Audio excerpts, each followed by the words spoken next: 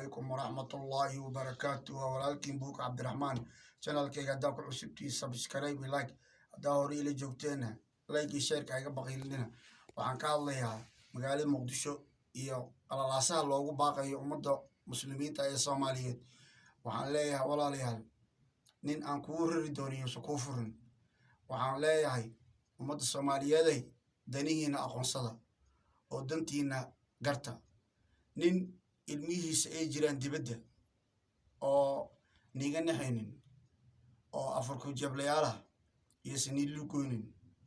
ilmaadeerayaal walaalayaal iska qabta waxaan maqlaayay inay dheen mudaharaada wuxuu soo socdaa taariikh 13 war waxaan dhahay dib haddii soo gaaro walaalayaal ama cidi wax nigu soo gaarto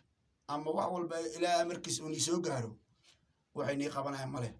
halkaas nigaga tagayaan manina yaqaanaan hatta inay dadkii ay wateen ay wax gaareen ma ogo nin walba loojkiisa hor ka galaya iyo dabaqii u degnaa marka nin yaqaan male askartiisa wuxuu leeyahay cid yaa liisoo gudbin marka ilmaadeerayaal shacabkaygiyo waxaan leeyahay kawaan tooba oo nimankaas yeesan ni duusanin oo dawladda federaalka niigu dirin wardantiina aqoonsada waxaan la yaabanahay intiisa daryeelo aad mid kale ku daro dani magaalada Boosaaso ka soo cararay iyo ummadii uu talinay markaas wuxuu rabaa inuu qas ka abaabulo magaalada Muqdisho war waxaas aqli maaha war iska qabta asaga iyo wixii wato xulufadiisa iska qabta oo waxa tiraahdaa saaxiib filimkaaga waa fahanay nadaa hadii kale intuu dibni geliyo iyo qahrni geliyo oo qaxa bilowdaan buu niga dhoofiyaa manina yaqaano waxa loo shaqaystay manina iga naxayaan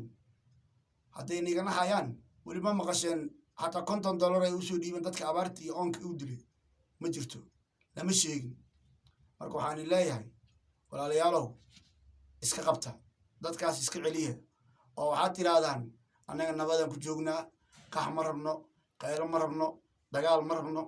ilmaadeerayaal haddaad siyaasad iyo xukun u ordaysan ee xukunkiina meesha rabtiin u raasada anaga dagaal ay qahraan gelin oo ninka siyaasadda isku haysataan israasada والسلام عليكم ورحمة الله وبركاته.